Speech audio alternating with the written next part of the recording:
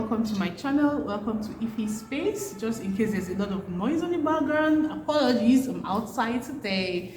Okay, I think let me try to be comfortable.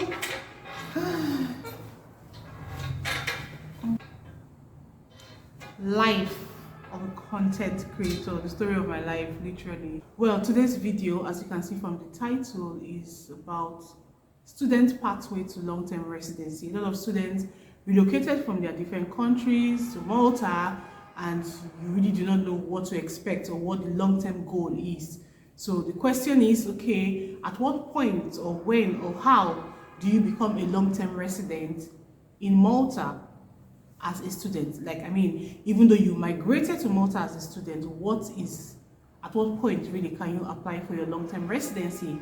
Like I've said before in a previous video, there are lots of benefits of being a long-term resident in Malta. You have the same rights as a citizen of Malta. Everything really. The only difference is that I'm a long-term resident. The only difference between me and a Maltese citizen is that I do not have a passport and I cannot vote as well. Yeah, you know, but every other thing in terms of benefits, in terms of rights and all, I can benefit from those. Okay, so obviously if you are living in a country wherever you relocated from, the end goal is always to, okay, is this a place I can settle in? Or regardless, like, I mean, sometimes you might be like, I might not be able to, I do not want to stay in this country for too long, but you never can tell what God's plan is for you, really, you know. So whilst you are in that country, start planning towards, you know, long-term stay, regardless of, I mean, it can never be a waste. If I decide tomorrow that, you know what, I'm leaving Malta, I have my, it's not easy at all. And this is because I really do not like to do my videos or record my videos in a particular place. I'll get bored and tired and exhausted. So guys, bear with me if you are seeing me today outside, today in one park, today in my living room, in my on my bed, wherever. Please just, you know, take me like that, okay? Anyway, so there are a lot of benefits of being a long-term resident in Malta. As a student, you have a study permit, and that study permit allows you to work for just 20 hours, or is it 25 hours now? They change it all the time. At some point, I even saw that it was 15 hours a week. So basically, you have 20 you can allow you, I mean, you can work 20 hours a week with that study permit. Usually, after it expires, you can extend it for up to from 6 to 12 months, depending on the length of your course originally. Okay, so after that permit, after your course and you extend it, you find a job and you get your work permit, you change it, the permit changes to single permit, which allows you work full-time in Malta. A few years back, at the time I applied for my long-term residency status, the requirement was that you need to have lived in Malta you need to have worked in Malta for 5 years before applying for a long-term permit. You need to have worked in Malta for 5 years, and the proof, or let's say what you need to show for this, is your tax declaration. I've talked about tax declaration before in a previous video. Okay, so your tax declaration, it is expected at that time you had to submit 5 years tax declaration. FS3, it's called FS3, you know, whilst applying for your long-term permit. Okay, so as we speak now, this is January 2025. Trust me, like I used to say, Malta policies change all the time. Before the end of this year, it might change. However, now it has changed. So meaning you need to show proof of just 2 years. You just need to show 2 years tax declaration. So proof that you'll be working in Malta for 2 years. However, you need to have lived in Malta for 5 years regardless, legally. Okay, for example, if your master's degree program is 2 years now, and okay, maybe in your third year you find a job and you start working in your third year, you just need to work for 2 more years before you qualify to apply for your long-term residency. Your years as a student living in Malta is not wasted. That is the summary of this all. It means that you can study, for example, even though it's a 3-year bachelor's program, you know, after your bachelor's program, you're lucky you find a job almost immediately. You just need to work for 2 more years and then actually be eligible to apply for long-term residency. Okay, that's good news, because I've heard of some places where your years as a student really does not add up to without long-term residency or citizenship. So in Malta, that is different. It is not a waste after all, it is still counting. So far, you've been living legally in Malta. So, for example, if maybe you moved January of 2024, but you did not apply and get your residency status until like May, for one reason or the other, obviously it will start counting from May, not from January when you actually arrived in Malta.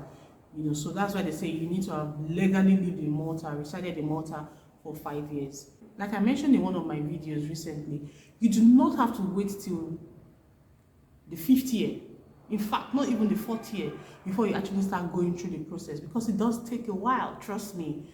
So in your 3rd year, you can register for the courses, because there are some compulsory courses that you need to take. Register for the courses. It does take a while. You have stage 1 course, you have stage 2 course. Stage 2 course can take like about 9 months or more, and of course there's a long waiting list even to get enrolled in the stage 1 course. Okay, so it is important that you start applying early. I'll just quickly go through the requirements again. I've talked about this before. I'll put the link to the my video where I talked about benefits of living in Malta. Benefits of long-term residency and how to apply.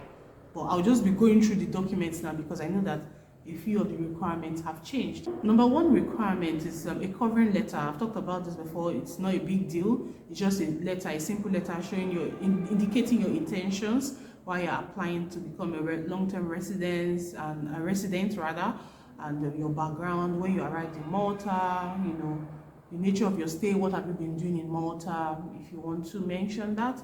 And of course, if you have like family members that you need to add to this application, you can also mention them, okay?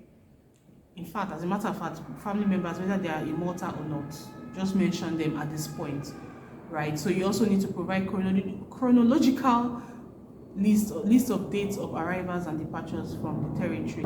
Please, how many aircrafts are passing today? Geez, this is the 2nd aircraft in less than 30 minutes. I don't understand what's going on. Jeez, can I just record this video in peace? For every time you leave the Schengen area, you note it down, right?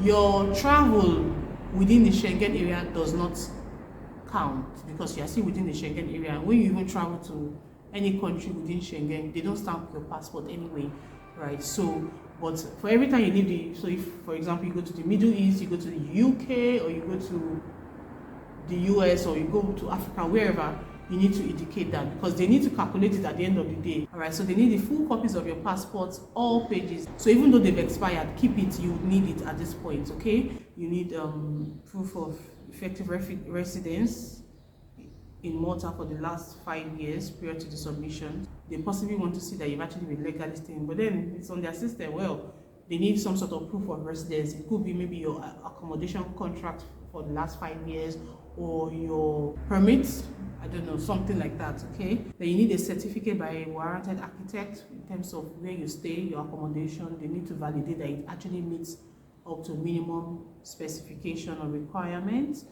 okay? So obviously, if you have a larger family, you need a larger apartment. You need your lease agreement, or if you have a property, contract of sale is also fine. You need health insurance. So like I said before, there's a stage 1 course, there's a stage 2 I belong course. There's a long waiting list. I've heard people say they've been waiting for months. They've not still been enrolled into this particular course. It is free of charge. You just need to contact them. If you have to visit them, go and visit them ASAP. It does take a while. So that is how it is now. So for all of you that have been asking, you do not have to have worked for 5 years. Your years of living in Malta as a student is not a waste. This is still the beginning of the year, so start planning, start setting, whatever goals you set for the year. I hope you've already kick-started ASAP. This is the 3rd plane in still less than 30 minutes, to be honest. Like, I don't understand what's going on. Is everyone leaving Malta? Anyway, so start planning. I just thought to share with you all, and just know that your years as a student is not a waste, okay? So far, so I didn't talk about it as well. There's also a minimum requirement. You need to show proof that you earn at least the minimum wage. So when applying for long-term residency, the minimum wage is what applies, plus an extra 20% for each family member. Unlike family reunification, that you need to be earning the average salary the average salary per adult.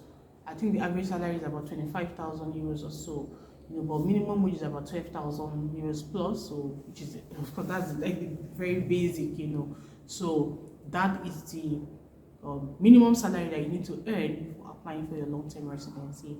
I hope this video was helpful and useful. Do not forget to, let me say all those things that people say. Do not forget to subscribe, like, share the video, and see you in my next video. By the way, if you're looking to study in Malta, do not forget to contact me, reach out to me, and let us go through the process together. June, July intake is already ongoing and would soon close. See you all in my next video.